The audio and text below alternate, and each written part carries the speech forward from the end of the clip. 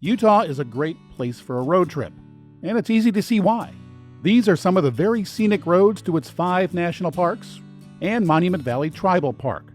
If you do it all, they call it the Grand Circle.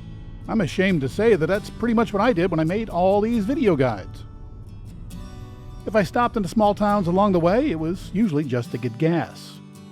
And this is often a mistake. This video shows you why you should stop to explore at least one of them. Especially when it comes to the little town that was named after this bluff.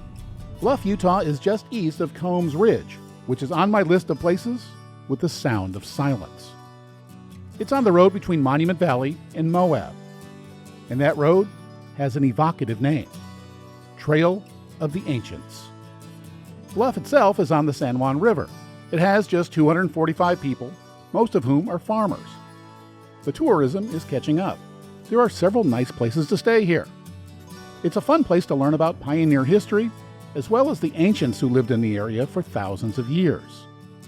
And if you're a river runner, it's a great place to start your trip through the incredible goosenecks. Before I show you what the ancients left us in the countryside, I'm going to show you how the pioneers lived in the 1880s. The fort is in its original location, which today is just off Main Street. The visitor center is in a replica of the original general store. The original had an almost Butch Cassidy and Sundance demise about 100 years ago. I'll explain later. Today it's a visitor center and gift shop, and staffed by friendly volunteers. Access to the fort is through the back door, and admission is free. They were pretty faithful to the original construction. The family cabins are all along the perimeter, and they stored their stuff in the courtyard in the center.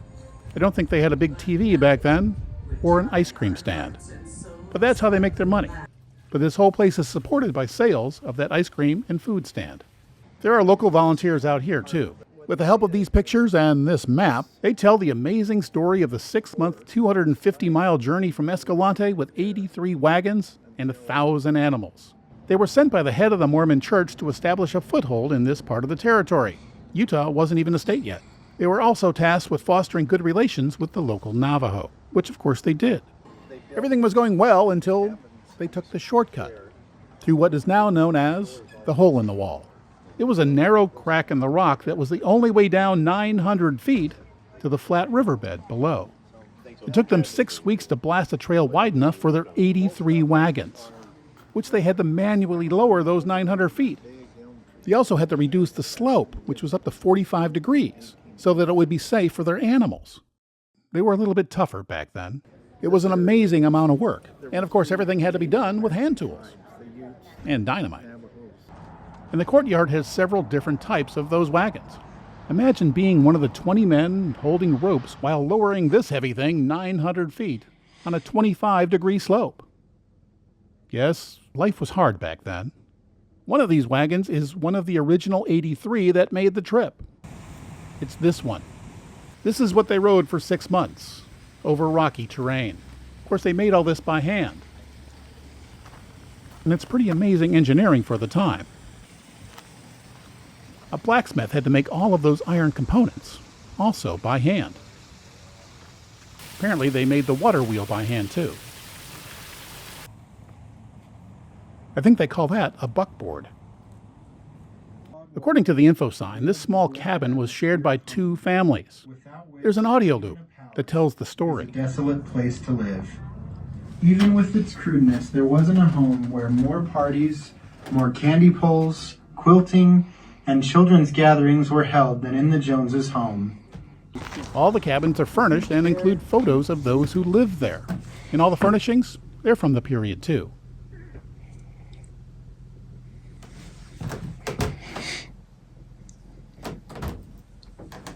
A stone sidewalk acts as a guide. If you've seen my Native American site videos, you know that I like learning about them. This is a really nice recreation. It looks almost identical to this old photo of a teepee I found from Montana from about the same time period. And we can take a look inside. I'm not sure they would have had photos on the wall back in the day. If you've seen my Native American site videos, you know that I like learning about them. I've seen teepees and hogans and lots of stone dwellings, but I've never seen a house quite like this. And wow, it's not what I expected. It's very nice in here, and there must have been a lot more timber around in those days. You certainly aren't going to find that much wood in Monument Valley, for example. At the far end of the courtyard is the shop for one of the most important men in the town, the blacksmith. He had to make just about everything they needed with the tools you see on the wall.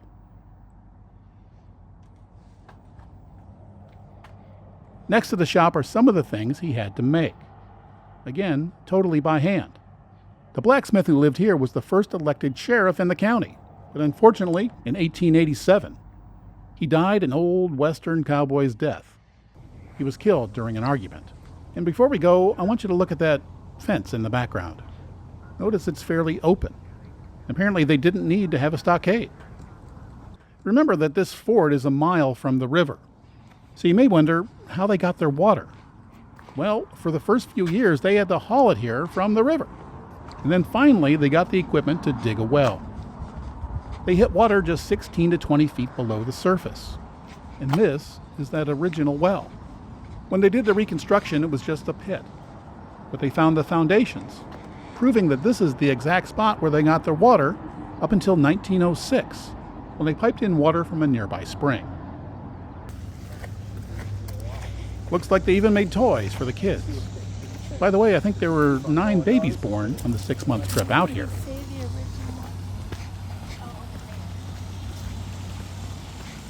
Now I'm going to tell you about the demise of this original building. It's all documented here on this sign.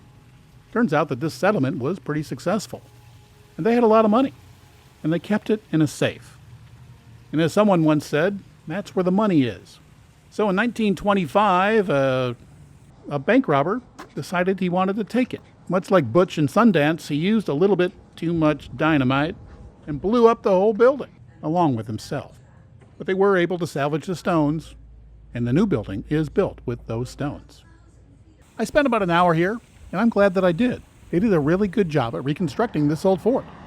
And I enjoyed seeing the cabins, the teepees, and since I'm on a road trip, I really found the wagons interesting. It took them 6 months to travel 250 miles. And today, that drive only takes about 4 hours, which is something to think about when I get bored on the highway. It helps you realize just how lucky we are today. But now it was time to head to the rock art panel, and I hope to see some ruins up that wash. On my way out, which of course is through the gift shop, I asked one of the locals if he could give me directions. He took me to a back wall and showed me a map. A couple miles, there's a road that'll take you back along, well, not really along the river. There's several roads in here, but there's one, I think, marked Navajo Road. It turns out the Sand Island petroglyphs are just a few miles down the road. It's in a BLM recreation area. It has a campground and river access. It's the best way to float through the amazing goosenecks, which I've seen many times from 1,000 feet up at the state park. I've seen lots of rock art panels, and this one, well, it's a little bit faded, but there's lots and lots of petroglyphs here. They're about 800 to 1,000 years old, and they're facing the sun, which is probably why they're faded. They were chipped into the desert varnish. That's what makes them petroglyphs. If they were painted on, then they'd be called pictographs. Now we're going to do a little exploring around Combs Ridge. Google Maps says there's another petroglyph panel here, with an intriguing name, Wolfman. And according to a little flyer I picked up at the visitor center, there's quite a few ruins out here too. Despite the mileage markers, they're still very hard to find. And some of them can only be seen after a significant hike. But I wanted to give it a shot and try to find one. The first dirt road I tried was for Hobbs Wash. It was named after a Mormon scout who was planning the route for those original 250 settlers. But this isn't where the ruins are, or the Wolfman panel. They're at a bigger wash closer to the ridge, and it's called Butler Wash. Sandstone ridges like this one have many alcoves. It was a nice place to have a shelter because they used the creek bed to grow crops. And of course they built places to store their produce. This is all BLM land, so we're free to roam about to try to find them. But those that do are asked not to post GPS coordinates or provide detailed instructions on social media. So I'm not going to.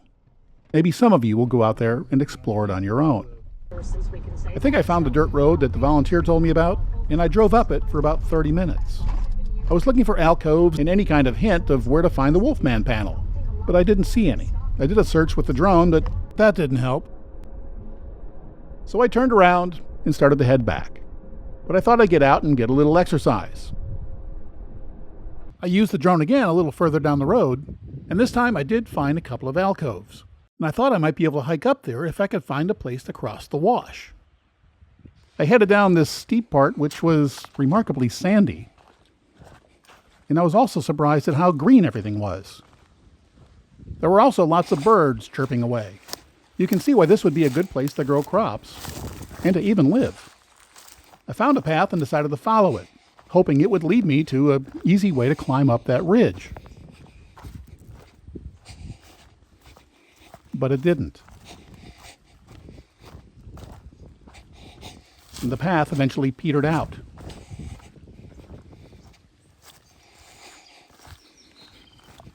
I decided that the wash had defeated me and that it was time to head back. On my way out, I saw a couple of cars and decided to park next to them. Turns out there was a trailhead. Didn't know where it went, didn't really care. It was a nice day, not too hot, and I could use a little walk. And I had no idea which way to go. I just kind of wandered around a bit. Then I saw looked like a step bridge over a little wash, and decided to take it. I don't know if this means don't go this way or if that means go this way. After some more wandering around, I saw a cairn. There were no human-made sounds, or humans. It's another spot that I can add to my list of places with the sound of silence, which these days is pretty rare. And if you live in a big city like I do, that's a very rare thing. I saw another cairn and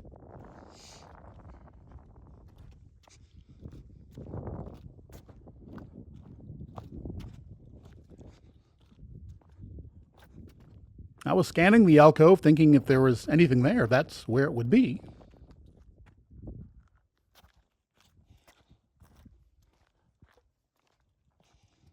And eventually I saw it. There is an old ruin there. Then I saw some people. I thought about trying to get over there to get a closer look, but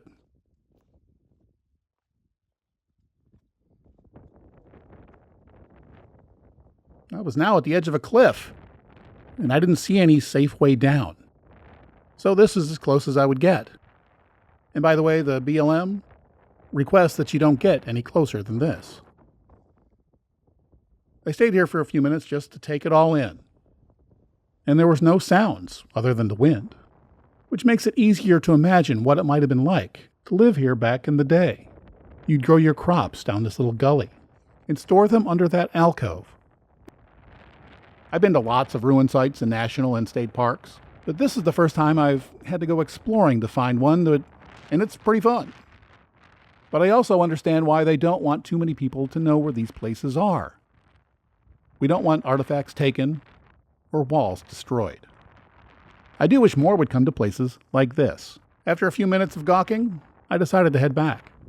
This lizard led the way. I knew the general direction back to the car, but I was still kind of wandering. I've been walking for less than a mile, and I wish I would have recorded more of it, but I didn't. Not until it started getting really interesting and difficult.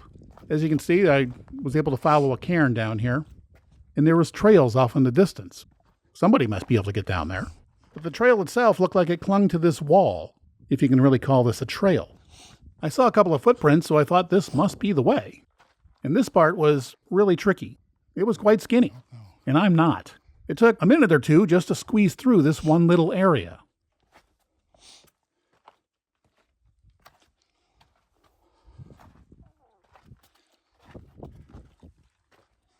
On the other side, I scanned around, see if I could find anything.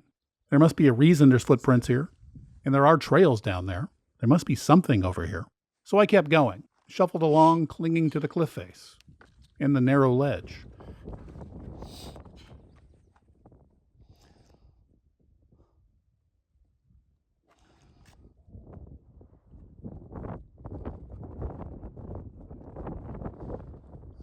this, is it or not? And that looks kind of tricky.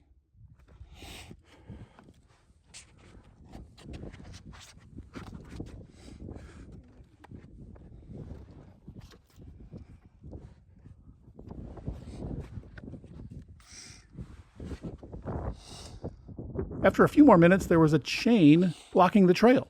I didn't know why, but as dangerous as it had been, if there was a chain to block you from going any further, it must be really tricky beyond it, I thought. So I decided to just turn around.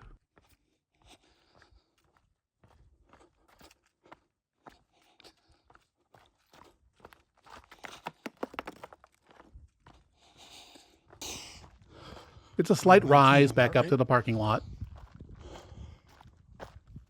The folks that I'd seen before were now at their car. Before I could say anything, they asked me if I had seen the Wolfman panel.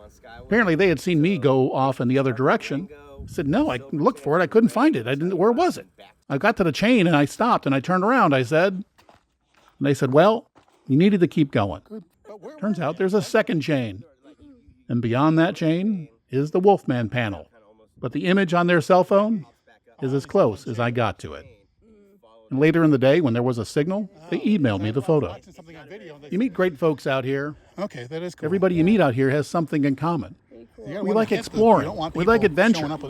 They were from the Durango area and told me about some other places I should check out. You don't want those people doing that over here. And maybe in the future, I will. And I'll make another video guide. Yeah, I've never done that. That's a classic thing. At some point, I'll do that. I'll take the little boxer up there and bring it lunch. Make sure you bring a Coke. Road trips in Utah lead to some of the most scenic parks in the country. And I hope this video encourages you to enjoy the journey to them. And that you'll do more than just look at the geologic lunacy out the window. I hope you'll stop along the way, because the chances are you're going to see stuff that you've never seen before. Stuff that will help you appreciate not just the landscape, but also the people who struggle to make it home, especially those from the recent and distant past. Thanks for watching this all the way to the end. And please click that like button, and if you really want to help the channel survive, click subscribe. And if you're planning a trip, consider clicking super like. Thanks again.